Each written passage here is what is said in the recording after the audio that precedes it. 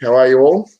Hope everyone is well. Josh and I are the co-creators of the 7-Figure Tour Business program, and we like to pop on and stream live once a week if we can. Today's topic is thinking generally about growing a tour business. Now, for many of us, this is you may not think this is the time and place to be thinking about that, but what the pandemic certainly has done for many of us, obviously some are just struggling to hang on. We understand everybody's at a different place, but it is moments like these. And I know that Josh is doing the same thing. I'm doing the same thing. Businesses all around the world are also taking a moment. For some, things are crazy right now. For others, things are actually going really well right now. But for most, this is definitely a moment where we're doing some deeper reflecting about what we want, where we want to go. And we wanted to share 5 questions today that you should really be asking yourself if you want to get into growing a tour business. Exactly right. And good point you mentioned there, Kelsey, that, we're mindful that it might not be the thing that's right on your mind right now, scaling your business. There's obviously a lot going on. And as you mentioned, also some industries are flying at the moment, but, where we sit, I guess it's reasonable to say that we're struggling. A lot of tour businesses are really sort of fighting to get through this time. But having an opportunity now with things a little bit quieter, even if you're not exploring new revenue streams, if you're not launching virtual tours, if you're not trying to identify and serve new customers in the local market, if you are at a time where you're sort of pausing somewhat, now it's obviously an opportune time to be doing something, and that something is really setting yourself up for the future. And it's a really great time to reflect, what's worked up until this point and what hasn't. And when you're busy, when you're just going through the motions week in, week out, month in, month out, sometimes you don't get a chance to really sort of sit back and reflect. Where's your business going? What do you need to take it there? And also, what are you going to do differently? Because we're creatures of habit, and sometimes we fall into old patterns really, really quickly. So it's a really great time. And as Kelsey mentioned, we're doing this right now. What are you going to do differently? And what are you going to do more effectively, more efficiently, and more productively in the future? So 5 questions. If until this point you've struggled, in the past, let's just draw a line through this year, through 2020 to date. But if traditionally, historically, you've struggled to scale, what can you do differently? So here's 5 questions that you really could be asking yourself. So the first one, I think, is all about fear. And are you afraid to delegate everything in your business besides, in inverted commas, your superpower? So what do we mean by superpower? We'll get into that in a second. But to scale your business, you really have to delegate. And we've talked about this a lot. We talk about this in our programs, and we've talked about this in some of these sessions. You have to give up control. You have to outsource. A lot of you might have been really kind of holding on to intimate pieces of your business. And if you're doing that, if you have done that, you're really suffocating the growth of your business. And what a lot of people are doing is they're wearing so many different hats. They're wearing a finance, sales, marketing, an ops hat, a delivery, a customer support, all these types of hats. And what they're doing is creating this kind of blend of jobs within a business, and most likely not really doing anything very, very well. And one of the reasons that they're doing that is that people tell themselves, and they hold on to this story that is, no one is able to do this in a way that I can. And that's, I think, and I've been guilty of this in the past. And this, once I got over that fear, that was the single biggest factor in me being able to scale my business very, very quickly. Getting over that fear and allowing people to come in and to really kind of letting go of processes within your business and really starting to trust the result when you did. And then, Kelsey, I think you and I have both learned a lot about this in the last year or two as we've been growing our businesses, would you say? Absolutely. I mean, this is so timely because, as so many of you were quite sure or thinking deeply about your businesses, big, tough questions, of course. But for those of you that are like sticking with it, you know, hey, these times are going to be tough, but we're going to get through this. We're going to find a way. We're going to stick with it. It is worth now taking this time to think about it. And we're doing the same thing with our small team, and we're, as much as possible, try to apply the advice that, you know, we're giving to our own businesses, and it applies equally across so many small businesses out there. That's what's really incredible is, you know, whether you're doing this as a tour business, or you have a services business, or something totally unrelated to tourism, maybe you're consulting, or you're creating an Amazon store, whatever it is, it's always boils back down to the same issues. And I'm super guilty of this first question of just always thinking like, well, hey, I'm scrappy. I don't have much money. I'm going to just do it all. It's faster for me to do it. I've actually gotten quite good at doing this. You know, I'm self-taught on so many things. And one of the big realizations this year is that can be a virtue when starting out. It's an incredible virtue, that scrappiness, that willingness to tackle anything and just get it done, move the ball at all, whatever it takes. Josh, you in the program, exactly. Bigger Tour Business, talk a lot about that, of like doing whatever it took to get people on your first tours, building the relationships. You know, it was putting your time in there, but that stops becoming a virtue, and it actually becomes a hindrance, the thing that's holding you back.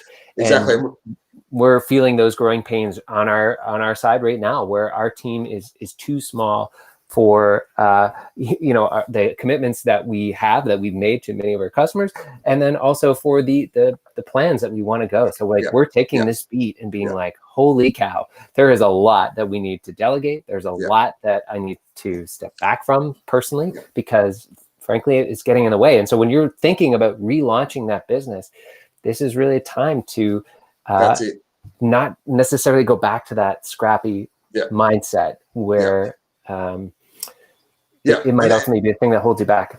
Exactly. And people are really, what they're doing is they're saying that they're scared to let go of processes within a business because they don't trust the results. So, and that is something that really, if you want to scale, you've got to conquer that. And we like to call it our zone of genius. And as a business owner, we've all got it, I believe. We've all got a zone of genius, that place that you are just elite. And if you don't know what it is, that's the first step for you, to sit back, take some time, get a paper, get a pencil, write it all down, and find out, identify, and get really clear on what your zone of genius is. That's your first step. And when you identify that, your next is to work. It's not going to happen overnight, but everything but your zone of genius needs to be delegated or outsourced. That is your end goal. Everything but your zone of genius needs to be delegated or outsourced. So moving on, point 2, Kelsey, what have we got? Yeah, just quickly to highlight like one example, like Josh knows that we have experimented and had virtual assistants and help in the past. We just hired a new person this week, Josh. Her name is Chem. She's from the Philippines. I mean, she is an absolute rock star, and the affordability is unbelievable. You know, when you compare to hiring somebody, you know, here in Canada to do this type of work, here we've got a super qualified person who is bringing so much to the table already. Of course, we're gonna learn and make sure that she's ultimately delivering. But you know, when you're really stuck in that mindset, like Kelsey, Josh, there's just no way that I can hire somebody right now.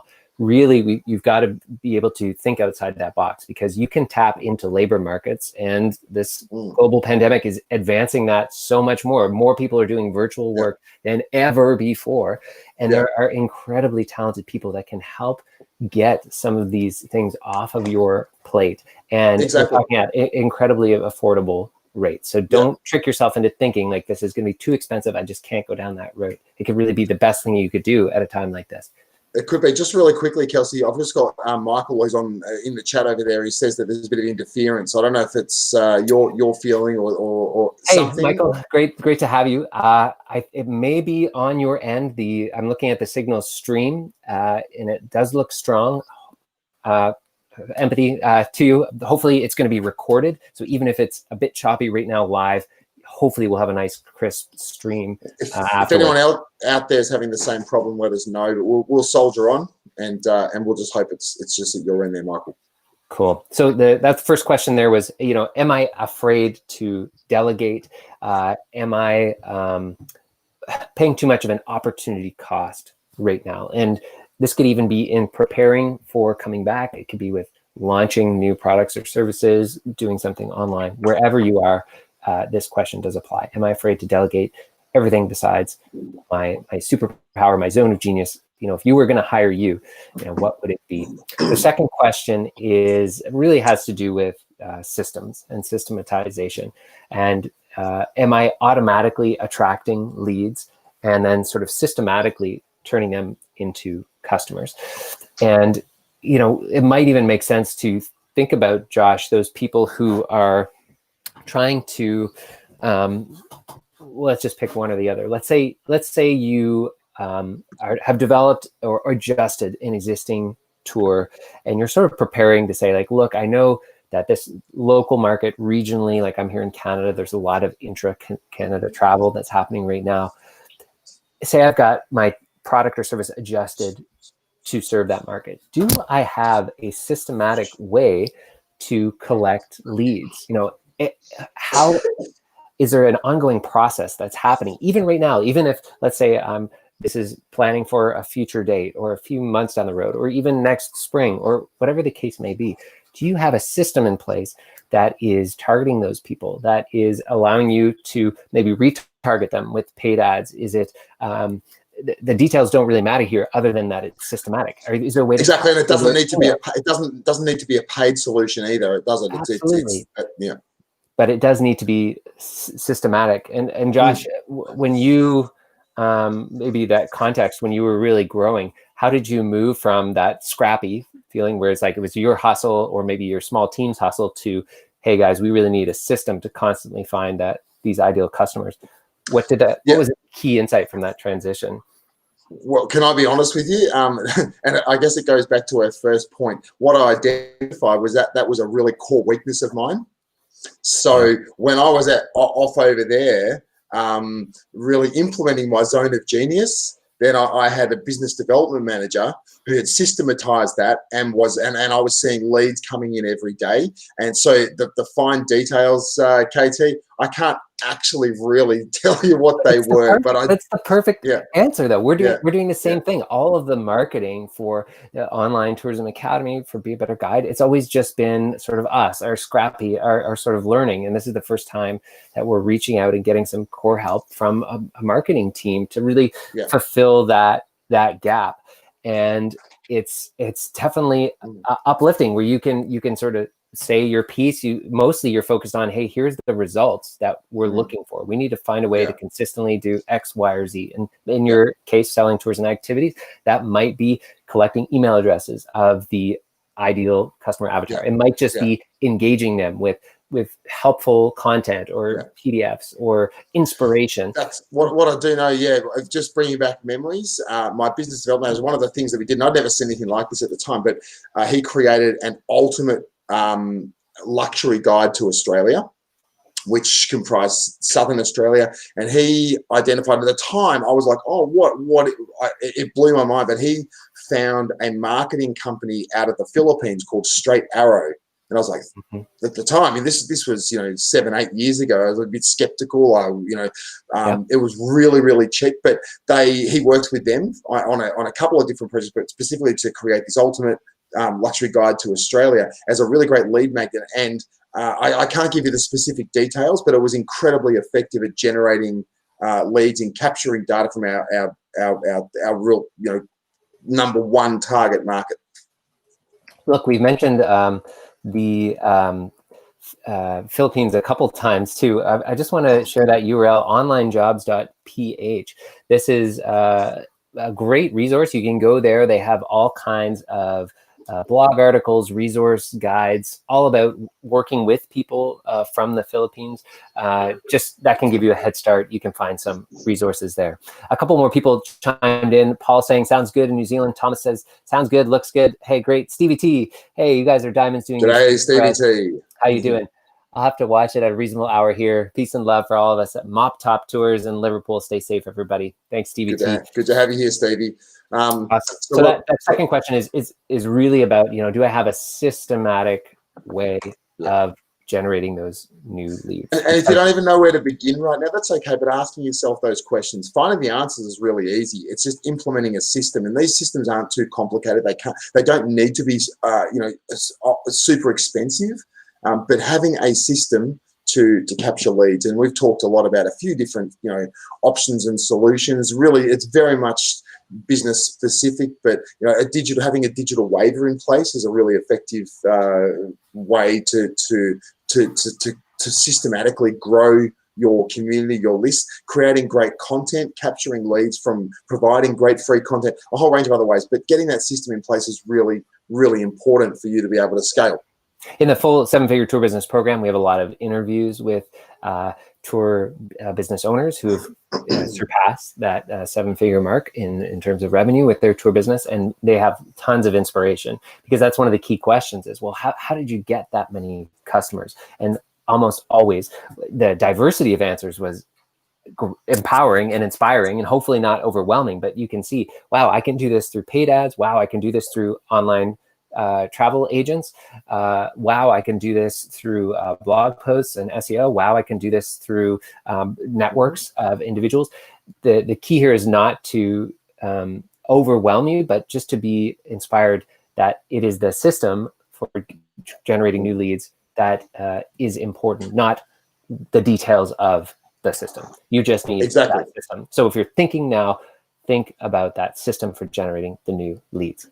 That's it. Third question to ask yourself: are you trying to follow a blueprint that was created by somebody else? And my thoughts on that are it's actually impossible. I think it's certainly very, very hard, almost impossible to really follow someone else's blueprint to the letter to achieve what somebody else has achieved. So it's my experience that a one-size-fits-all formula for growing your business is something that just doesn't exist. Now, what I love to do, and I continue to do to this point, and that is to really take inspiration, even to hack really great elements of other things that people are doing really, really successfully. But sometimes I learned the hard way that what works for someone else may not work for me, but there's a really, really good chance that it's not the thing that's going to be really successful in my business model. So I was all about breaking rules, figuring stuff out, keeping it fun, making it stuff that I really, really enjoyed, and just cherry picking. Now, if I saw people doing things really, really well, I would grab a little bit of that and a little bit of that. I'd get some inspiration from that idea, but trying to really copy someone else's formula for success is something that I think is a really, really bad move, and ultimately going to lead to, well, a lack of success is going to lead to frustration. It's going to lead to, possibly insecurities about the way you're doing things in comparison to someone else. And I'm talking about the way you run your operations, the actual your product design, the way you price your sales, your marketing. So my suggestion there is learn from the best, inject elements of others, and inject elements of inspiration into your business. And really measure. This is what we talk about in the module in the program 6 when we get into the notion of distribution or marketing. And with either of those channels, you want to be, like Josh is saying, cherry picking, but really if you take that to the extreme, you have that scattergun approach, right? Where you're trying lots of different things. Wow, these seems like they're effective for lots of people. But the key step here is to really measure those outcomes. Is it getting you the results that you hope for at, usually the costs that you hope for? And it's through that measurement where you're validating, is this working for me versus, okay, I see that other business in Melbourne doing this with their flyers or doing this with their ads or doing this, and therefore I better copy everything that they're doing. And you might get inspiration from one of those ideas, test it, maybe refine it if you're seeing some traction. And if it's really kicking butt, then, our advice from the program is, quadruple down. Yeah, exactly. But yeah, I think that's something that oftentimes it's easy to just be chasing those latest trends. We get nervous about other competitors. And the thing to keep in mind, we talk about this when we're talking about pricing tours, is like you just have no insights into those other businesses, or we're missing a lot of key insights, might be a better way of phrasing that. There's a lot that you can certainly tell, but some of those key insights might be like, is that marketing tactic, as this is the example we're using, even working for them? Just because they're doing it doesn't mean that it's ultimately yielding them results. It doesn't mean that their cost per lead acquisition or cost per customer acquisition isn't astronomical and they're on a path to either going out of business or just totally scrapping that tactic. So that's where you really need somebody, and hint, hint, it may not be you, as in the case with Josh, who can create those dashboards and those numbers, and can really not just try a whole bunch of things, but try a whole bunch of things systematically. We're going to measure this. Is this working? Okay. Yeah. Not getting the results we wanted. That's okay. We're going to fail forward.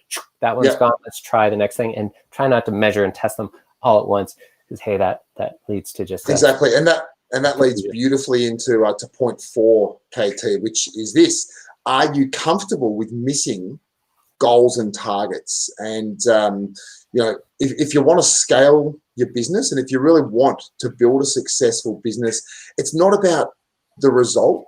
It's about getting really, really focused. You could say getting obsessed with the process, not the actual result. And what do I mean by that? Well, you're going to fail. Like we're all going to fail over and over again. We're going to repeatedly fail, and we're going to set goals. We're going to set targets, and we're going to fail to achieve those goals and targets. And the key is to not get discouraged by that. A lot of us do. A lot of us, it's natural. We set a goal, we set a target, we don't hit it, we get discouraged. But continuing to set those goals, continuing to set those targets, it's going to happen time and time again that you're going to fall short. So what you really need to do, and what we all need to do, is to be patient and to get really obsessed, rather than beat yourself up over goals that you didn't achieve. Or feel disappointed you're not getting somewhere. Get focused on the process and perfecting the process, rather than looking at that end number that you didn't hit. What was the process? How well are you perfecting the process to get to the point or that target that you set? And if you get upset, if you get really focused on the process, then over time you're going to watch that result improve. It's going to happen, and I promise you that it is going to happen. So if you adopt a mindset whereby you're just focusing on you've got the number, you think you know how you're going to get to that number and achieve that number, but it's that process and perfecting it rather than that end goal. You're gonna operate with a more positive energy, rather than dejection by not meeting a specific target from time to time, or possibly regularly. Yeah, Paul says, great question. And number 4, I procrastinate a lot when I don't hit targets. It goes back to my corporate days. If you followed any of the documentation of how Google works, but they have this OKR format. Long story short, they encourage ambitious goal setting. And in fact, if you're hitting all of the goals, the targets that you set out for yourself, because that's a big part of the Google mission, and it's an interesting way of having people be responsible for results, and then ultimately they create their deliverables, because you've already said, hey, here's your KPIs, your key performance indicators, here's how we're going to measure your success. But how you go about getting to those results is up to you, and that's where you sort of get out of the micromanaging game. You really just hand off that ability. And so anyway, with the OKRs, they say, look, if you're hitting all of your goals, that's a problem. Like, we want those stretch goals built in. So Paul, it's interesting to think about a culture where they're encouraging you to be so ambitious that you can't actually hit all of those. It's the same concept of stretch goals. And we were doing a lot of this when we were looking at targets, like running different scenarios. Like, hey, here's our break even scenario, Yeah. as a business. Here's a conservative target, or like what we're aiming for, and then here's our sort of stretch goal, or here's what Exactly. we would And it's love really to. important in a business when you're setting goals, and this goes into like a let's call it a KPI, or we used to call it our personal development plan, but in your business to have company-wide objectives, things like financial targets, your minimum acceptable, your conservative, and your stretch goal, having a whole range of company-wide objectives in addition to your role-specific objectives. So everyone in your company had two real sets of goals or targets that they were looking to hit, and getting some really great input from the people around you as to how we plan to get there, the process that you're gonna the path that you're going to take to hit those goals. But yeah, as I say, with your role specific, being more autonomous in your role as to how you plan to get to that goal. Yeah, you betcha. Our fifth question for the day is, do you have an executor? There's lots of different names for this, but a great distinction I think that you can draw out here, Josh, is a lot of times we're as entrepreneurs, maybe the ideas people, we're the vision people. You came up with the idea for this tour, this experience, this company, the direction that you want it to go. And oftentimes the skills that make you good at that role actually make you not great at the other role, which is the execution, the rolling out of those ideas, where the rubber hits the road. How do we actually bring that vision into reality? And Josh, you might want to speak a little bit about your experience, but for many people that can be finding either a business partner. Some people are lucky enough to have it in their spouses. Many do not have it in their spouses or family members. And so there you're really looking at finding somebody who can move into something like maybe a general manager role, or again, on more specific departments and tasks. That's where those people become essential.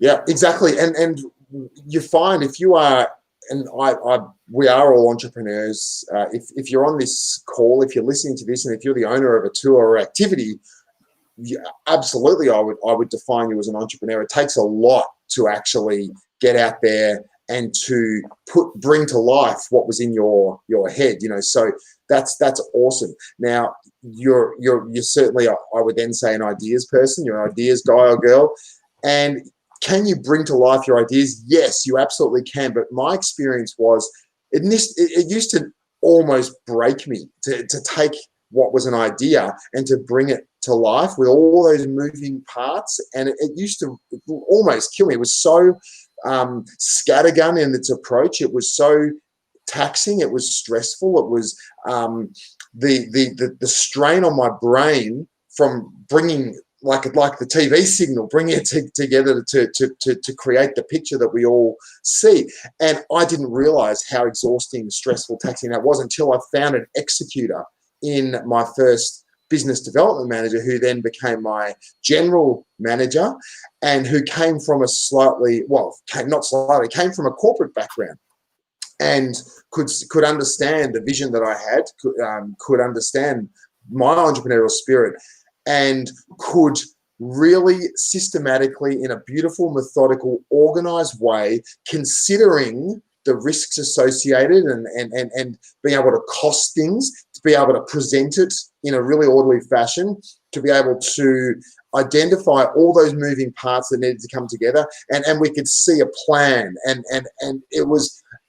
it's blew my mind how different this executor approached the task of bringing something to life. So for all of you out there who may be listening to this and saying, well, I don't need an executor because I do have the ideas and then I execute them.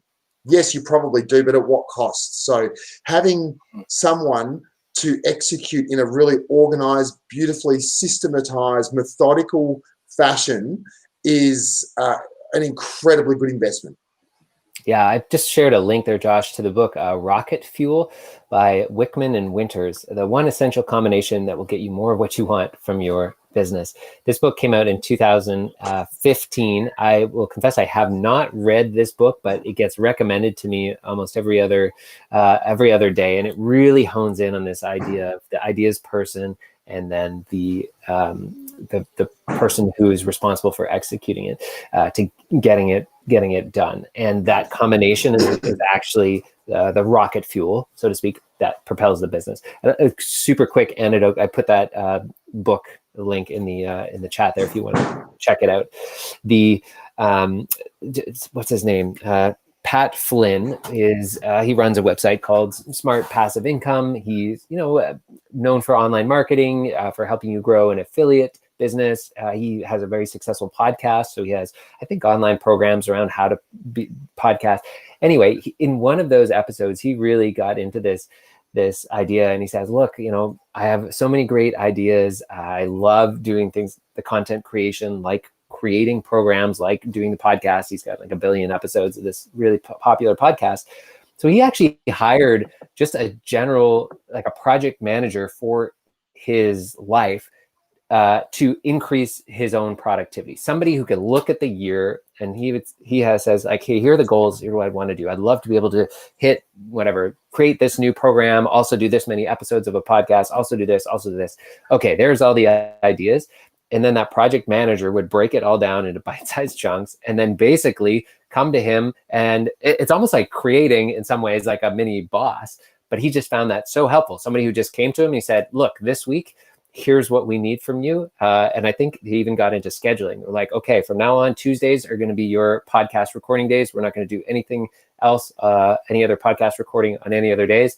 We're going to get someone who's scheduling it. So all you got to do is show up, do. Okay, Wednesday is going to be your blog post day, your writing. Okay, Thursday, and really scheduled his life out. And he says, my productivity went through the roof. It was just that having somebody there to say, hey, it speaks to what we were talking about before. Here's your superpower, but really having somebody to help you perform at that highest level, where somebody is almost disciplining you to make sure that you're not doing anything else. Like, no, here are your deliverables as the business owner, as the X, Y, or Z. So that's something to keep in mind, that you can have other people to help you focus on your best work possible. So that story has always stuck with me, because we oftentimes, we're doing everything, right? We're the project manager of ourselves, of our own lives, and staying productive and staying focused. Josh, you speak a lot about this in the 7-Figure Tour Business program, but just another example of our, in this and a good example it was, mate. A good example it was. So that really, I think that really covers it off for this morning. Yeah. Hopefully you've all found it useful. Yeah, we can quickly review. So we said right off the beginning, some questions to think about. If you were looking to maybe rebuild or certainly grow a business, am I afraid to delegate everything besides my superpower? What are the mind blocks, the limiting beliefs there that might be keeping you from outsourcing, from getting some help? We shared some resources there about how you can do that from countries around the world very inexpensively. 2, am I automatically attracting leads? Do I have a system for turning leads into customers? The details of the system are not important, but that system, this is a great time to start working on that and building it. Are you trying to follow someone else's blueprint? Are we doing too much copying and perhaps not enough testing, validating, really knowing those numbers? And if you don't have somebody who's looking into those numbers, that is a key role that you don't want to have absent in your business. 4, are you comfortable with missing goals and targets, with being ambitious with your goal setting? Do you actually have those goals and targets in mind? And finally, Josh, this question of, do you have an executor? Do you have a yin to your yang, as the ideas person, oftentimes as the creative, as the chasing the latest and greatest? Do you have somebody who's going to ground you and make sure that can come up with a plan, come up with an execution strategy, can break that idea down into milestones, things that we're going to do today, tomorrow, this week? Yeah. Good one. Awesome. Paul says, thanks, gents, for another great session. Our pleasure. To all of you, wherever you are, we hope you're well. We hope you're hanging in there. We did share off the top, but I will share one more time. If you wanted to catch a workshop, you may have seen this one before, but how to systematically grow sales, scale operations, drive profits to 7 figures and beyond, you can attend this workshop. We'll put the registration link down below. For anyone in the program, this will be stuff that you'll have seen before, but for those of you who might be interested in a more formal session, it's great to check out. Incredible value. It's about an hour long. Thomas says here that he's had to dig in after COVID and work with a small team, but has had his best July ever, which is fantastic. I'd love to hear more about that, Thomas. I might flick you an email separately and see what you can attribute that success to, what you've done to pivot.